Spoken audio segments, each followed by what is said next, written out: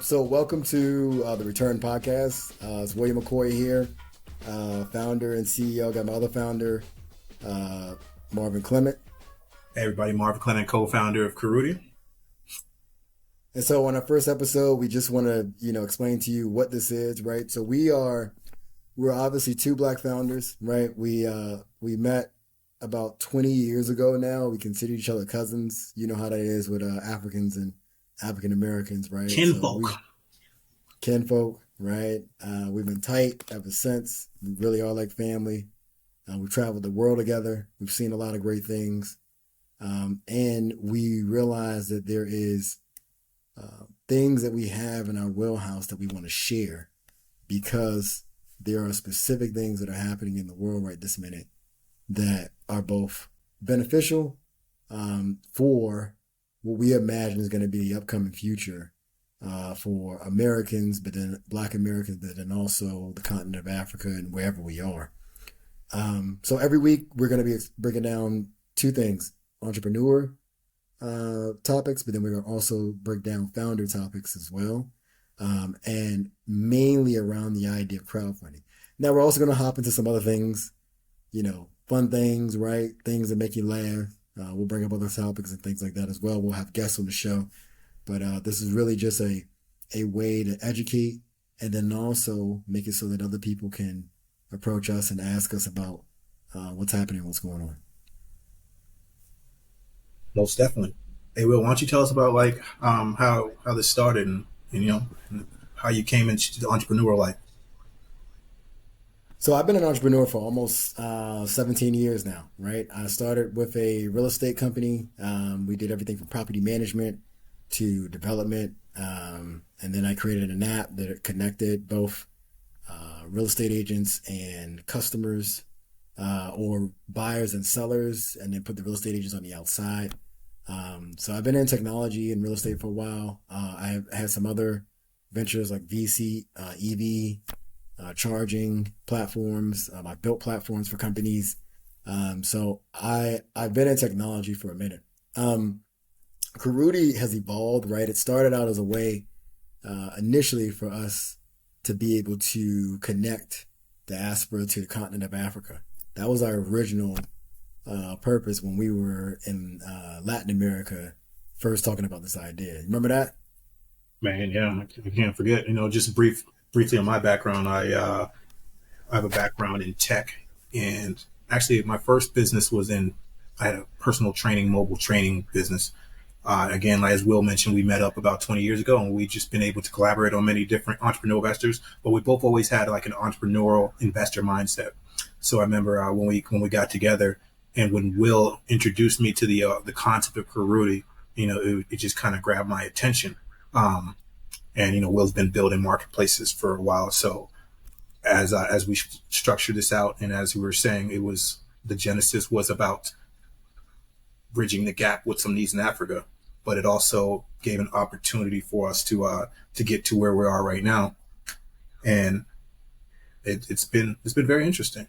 But like crowdfunding in 2016, SEC regulations, crowdfunding allows everyday founders and everyday people to come together, pool the resources to build generational wealth. And I think that's what it's all about. Yeah, I remember when it first hit me what we had to do. And so we kind of pivoted from, connecting diaspora. By the way, Karuti means return in Swahili. Swahili is the widest spoken language on the continent of Africa. And so when we talk about return, as it started to kind of evolve and unravel, we realized that a lot of people in America, specifically Black Americans, don't get to take advantage of the ROI or the return on their investment that our counterparts do when it comes to investing in startups or in any type of company. We typically do it through the stock market, but there are other vehicles in order to do that earlier on in the relationship with that company that can be huge returns into the future. I remember reading an article as I was going through my own challenges of finding funding. And keep in mind, I had big client names who were using our products. We had revenue. We had survived at least 2 years of owning a company. So we had gotten over the big hurdle there. And then we actually had technology that, made life simpler, right? Or multiplied whatever aspect we were doing. But we still had a tough time finding funding. I remember us talking to over 200 VCs, and I found out that there are 200 different ways to say no. And so that's when it hit me, right? I was reading an article and it popped up from Crunchbase. And if you know what Crunchbase is, if you don't know what Crunchbase Crunchbase is the company with all the data on all the companies or startups out there, all the founders out there. And so they're unbiased when it comes to their assessment. Plus, they have all the data. Well, they brought out this article in 2022 that said less than 1% of VC funding goes to Black founders. And I remember reading that back in the day, and I was like, okay, well, it is what it is. But then they recently brought it out February again, that same thing in February of this year, 2025, and the number had dropped when it came to the amount of funding. So we are now under 1% when it comes to the amount of funding. And it hit me because that's exactly the experience that I had. We did not have that ability to cross the chasm, as it were, and get the funding that we needed. Yeah, that was a point that really stuck out to me, Will, when we were first discussing this. In like in summary, I think like traditional methods of investing, there there's a changing in the guard, and I think that crowdfunding definitely fills that gap in this modern world. And the main point is because it serves everyone, and that's kind of what was very attractive to me, and that's kind of why Karuti was something that well, because it's you, but that's why I was really interested in coming aboard and helping develop this project. So when we talk about crowdfunding, it's three types of funding. Two types that we really talk about. There's what is called equity crowdfunding. So that is crowdfunding when it comes to investing in companies. And then there's the one that people typically think of, which is what we call reward based or donation based crowdfunding. Those would be crowdfunding vehicles and models like Kickstarter or GoFundMe, where people are giving donations. And what comes back to the person who gives money is perks. Those perks can be in the way of, like, let's say if you have a movie, you may get first dibs of seeing the movie. If you have some type of like wine or beer that you're making, then you may send your first cast out to people. But there's not really equity in that company. You're basically saying, hey, look, I like your idea. I like you as a person. I'm going to give you a few dollars, right? You also get some goodwill back in the donation side. With equity crowdfunding, the difference is that you are giving money, but you are looking for a return on that investment, right? And so that return on investment typically comes as that company grows from level to level. So you start at the seed level, then you would go to maybe Series A, then you would go to Series B, and so on and so forth. And as that life of that company grows, then your investment grows, your initial investment grows with that company over time. At some point, typically at an IPO, you are able to then cash out on that stock that you've had with that company, or that share, the equity you have in that company, for a bigger return. So we are talking about equity crowdfunding specifically because it fills a specific gap that Black founders have, which is getting from the seed to Series A, right? And then from Series A to on. So, as Marvin was stating, back in 2016, the SEC introduced it, regulation crowdfunding, right? And it was really meant to democratize funding. A lot of us don't know about it because we think about the donation or rewards base. But for founders, this is a real way to get yourself off the ground and even to test your model, see if people will invest in you, see if there's traction there as well. Definitely. And, there's a lot to unpack, and, there's definitely a strong compliance aspect to this, but going through Reg C, CF, like Will articulated the benefits. And definitely, if we want to explore more, you can definitely take a look at FINRA.gov or SEC.gov, and it can give you the compliance steps you need if this is something that you're interested in. Yeah, it's not a shortcut per se, but it's definitely an option outside of going to a traditional bank. which if you're a founding company, they typically want to see at least 2 years of financials. You may not have that. They also want to see some collateral that you may have, whether it's a home or some cash or whatever it may be. So they want to see these things that you typically don't have when you're starting an idea. Crowdfunding will allow you to do that because it'll allow you to get money from everyday people. So people like you and I can say, hey, look, I see your idea. I love your idea for a mixed use building that is totally sustainable. I'll give you $100. And if you get 1 million people to do that, right, then you can see like how quickly you can grow. And that's the secret that I found that a lot of these companies had.